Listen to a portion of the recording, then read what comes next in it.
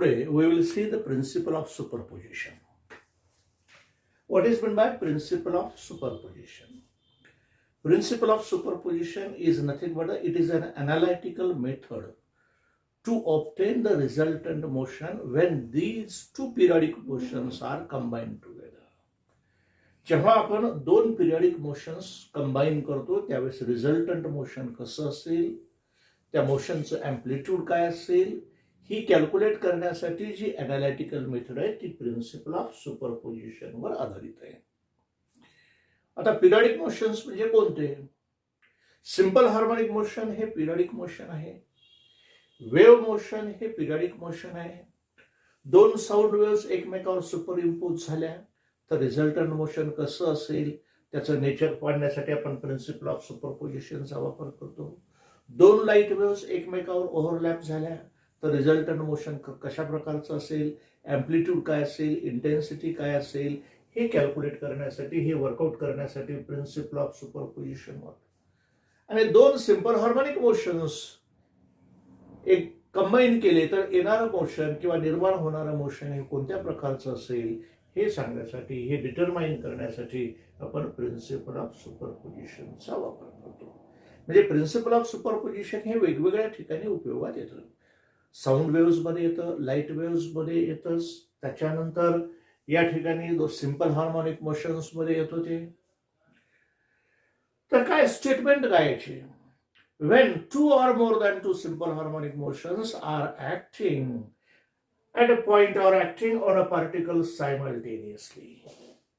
एकाच पार्टिकलवर दोन simple harmonic motion एकाच क्षणाला ऍक्ट होतात असं असेल, and each simple harmonic motion produces its own displacement which is independent of the other SHM.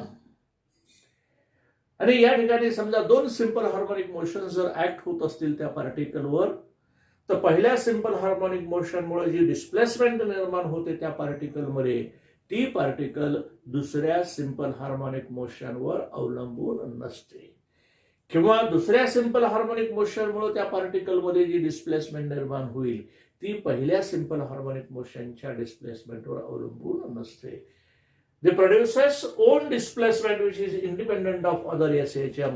Then the resultant displacement of the particle is given by is a vector sum of individual displacements.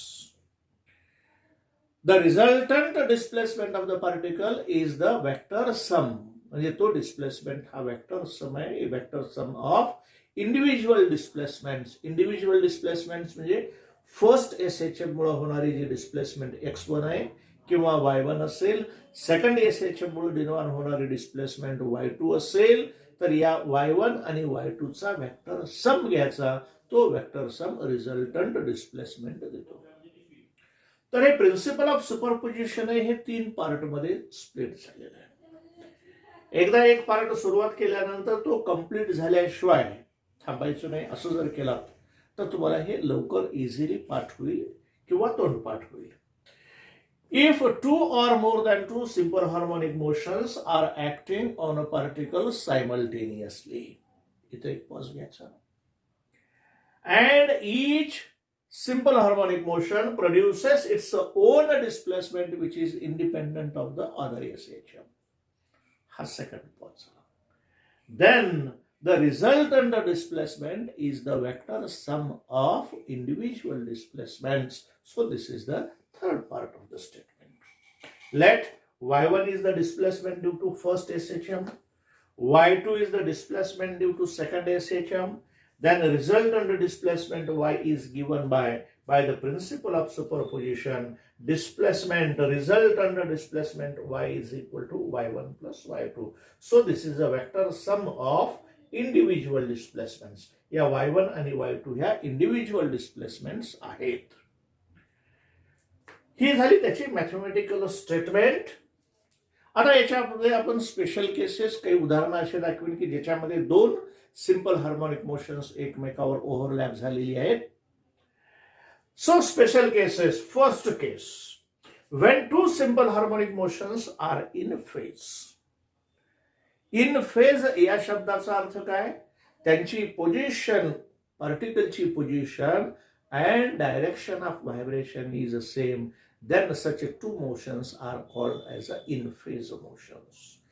In phase motions म्हणजे ते दोन्ही motions मीन position एकाच वेळेस सुरुवात होतात, एक्स्ट्रीमला एकाच वेळेस पोहोचतात, पुन्हा मीन पोझिशनला एकाच वेळेस जातात, निगेटिव्ह एक्स्ट्रीमिटीला एकाच वेळेस जातात आणि पुन्हा मीन पोझिशनला एकाच वेळेस येतात. म्हणजे हे दोन सिंपल हार्मोनिक मोशन्स आहेत. फर्स्ट सिंपल हार्मोनिक मोशनचं अँप्लिट्यूड A1 आहे, सेकंड सिंपल हार्मोनिक मोशनचं अँप्लिट्यूड A2 आहे. हे दोन्ही simple harmonic motions time t is equal to 0, time t is equal to 0 असताना मीन पोझिशनला आहेत. म्हणजे दोन्ही सिंपल हार्मोनिक मोशन्स हे मीन पोझिशन पासून सुरुवात झालेले आहेत. ते एकाच वेळेस T/4 सेकंदानंतर एक्स्ट्रीम पोझिशनला पोहोचतात. एकाच वेळेस एक्स्ट्रीम पोझिशनला पोहोचतात T/4 सेकंदानंतर. पुन्हा तिथून ते एकाच वेळेस मीन पोझिशनला येतात, निगेटिव्ह एक्स्ट्रीमिटीला एकाच वेळेस येतात आणि निगेटिव्ह एक्स्ट्रीमिटीवरनं पुन्हा मीन पोझिशनला एकाच वेळेस येतात. म्हणजे दोन्हीची मीन पोझिशन एकाच वेळेस, एक्स्ट्रीम पोझिशन एकाच वेळेस. अशा प्रकारच्या मोशनला आपण इन फेज मोशन असं म्हणतो, in phase simple harmonic motions असं म्हणतो. हे फर्स्ट सिंपल हार्मोनिक मोशन हे आहे ज्याचं अँप्लिट्यूड प्लस A1 आहे. हे सेकंड सिंपल हार्मोनिक मोशन आहे, त्याचं अँप्लिट्यूड हे A2 आहे. आणि A1 A2 हे दोन्ही पॉझिटिव्ह एक्स्ट्रीमिटीला असल्यामुळं अँप्लिट्यूडच्या व्हॅल्यूज पॉझिटिव्ह आहे. A1 पॉझिटिव्ह आहे, A2 पॉझिटिव्ह आहे. आणि A1 A2 पॉझिटिव्ह असल्यामुळं A is equal to A1 plus A2. A1 ही पॉझिटिव्ह, A2 ही निगेटिव्ह, म्हणून A1 प्लस A2 हे त्याचं रिझल्टंट अँप्लिट्यूड झालं. हे रिझल्टंट अँप्लिट्यूड, हे रिझल्टंट मोशन आलं. Resultant motion is also periodic motion of the same time period. हे दोन सिंपल हार्मोनिक मोशन कंबाईन केल्यानंतर जे तिसरं सिंपल हार्मोनिक मोशन येणार आहे त्या तिसऱ्या सिंपल हार्मोनिक मोशनचं अँप्लिट्यूड हे असेल A is equal to A1 plus A2 आणि त्याचा टाइम पिरियड सुद्धा T इतकाच असेल. टाइम पिरियड बदलत नाही, रिझल्टंट मोशनचाही टाइम पिरियड तोच राहतो. तर अशा प्रकारे समजा हे पॉझिटिव्ह एक्स्ट्रीमिटीला आलं, हे इक्वेशन पॉझिटिव्ह एक्स्ट्रीमिटीला आलं. आता हेच इक्वेशन जर आपण निगेटिव्ह एक्स्ट्रीमिटीला जर घेतलं तर निगेटिव्ह एक्स्ट्रीमिटीला हे काही इक्वेशन, हे निगेटिव्ह एक्स्ट्रीमिटीला इक्वेशन घेतलं. याच्यामध्ये A1 निगेटिव्ह, A2 निगेटिव्ह, म्हणून minus A amplitude, amplitude at negative extremity, इथं minus A. Minus is equal to minus of A1 minus of A2, minus minus cancel झालं. A is equal to A1 plus A2. किंवा एक step वाढवायची असेल तर याला आपण असं करू शकतात. हे पहा, हे मायनस निगेटिव्ह एक्स्ट्रीमिटीचा amplitude minus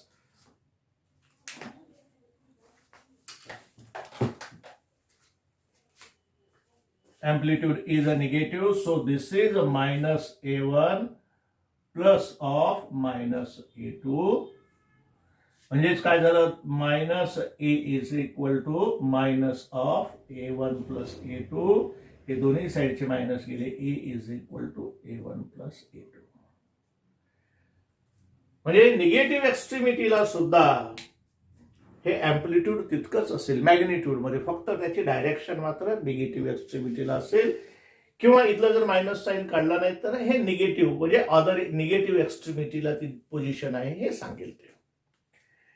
second case, in second case when two simple harmonic motions are out of phase. Out of phase म्हणजे एका सिंपल हार्मोनिक मोशन मध्ये पार्टिकल हा मीन पोझिशन पासून पॉझिटिव्ह एक्स्ट्रीमिटीकडे जात असेल तर दुसऱ्या सिंपल हार्मोनिक मोशन मधला पार्टिकल हा मीन पोझिशन पासून निगेटिव्ह एक्स्ट्रीमिटीकडे चाललेला आहे. आणि T/4 सेकंदानंतर हा पार्टिकल एक्स्ट्रीम पोझिशनला पोहोचेल म्हणजे प्लस A1, हा पार्टिकल निगेटिव्ह एक्स्ट्रीमला पोहोचेल म्हणजे minus A2. A2 is a minus. So resultant displacement is equal to A1 plus A2. आपण जर घेतलं A is equal to A1 plus A2, but A1 is a positive. A1 positive आहे आणि A2 negative आहे, त्याच्या values ठेवल्या. So the resultant amplitude is A1 minus A2. So this is the resultant motion whose amplitude A is equal to A1 minus A2. ही झाली graphical treatment. Graphical ट्रीटमेंटच्या सहाय्याने तुम्हाला amplitude calculate करता येतात. पण समजा तुम्हाला अनालिटिकल मेथडनं जर अँप्लिट्यूड काढायची असतील तर अनालिटिकल मेथडसाठी resultant amplitude A is equal to square root of A1 square plus A2 square plus 2A1 A2 cos of phi. Phi, so that is the phase difference between two simple harmonic motions. तर जर motions in phase मध्ये असतील तर याचा phi is equal to 0 असतो आणि out of phase असतील तर याचा phi is equal to 180 degrees असतो. If two motions are in phase, then amplitude A is equal to, here for in phase motions phi is equal to 0, so cos of phi is equal to 1. Cos phi 1 alabli A is equal to काय रे square root of A1 square plus A2 square plus 2A1 A2. So this is A is equal to in the square root A1 plus A2 bracket square, and this is A is equal to A1 plus A2. By this analytical treatment also we can calculate the amplitude A is equal to A1 plus A2. Graphically calculate करा किंवा analytically treatment calculate करा. या second case मध्ये when two simple harmonic motions are out of phase, then phi is equal to, याच्यामध्ये phi is equal to काही या ठिकाणी 180 degree. Phi is equal to 180 degree. Cos of phi is equal to -1 and amplitude A is equal to square root of A1 square plus A2 square minus 2A1 A2. So this is equal to square root of A1 minus A2, this bracket square, where A1 is greater than A2 and amplitude A is equal to A1 minus A2, where A1 is greater than A2. तर अशा प्रकारे हे principle of superposition आहे. या principle of सुपरपोजिशनचा महत्वाचा role काय आहे? दोन पिरियडिक मोशन्स कंबाईन केल्यानंतर येणारं मोशन कशा प्रकारचं असेल, त्याचं अँप्लिट्यूड काय असेल इत्यादी अशी अनालिटिकल ट्रीटमेंट देण्यासाठी या प्रिन्सिपल ऑफ सुपरपोजिशनचा वापर केला जातो. तर यानंतरच्या नेक्स्ट पिरियडमध्ये आपण दोन सिंपल हार्मोनिक मोशन कंबाईन केल्यानंतर मग त्याचं अँप्लिट्यूड, इनिशियल फेज अँगल्स काय येतील आपण हे उद्याच्या पिरियडमध्ये पाहू.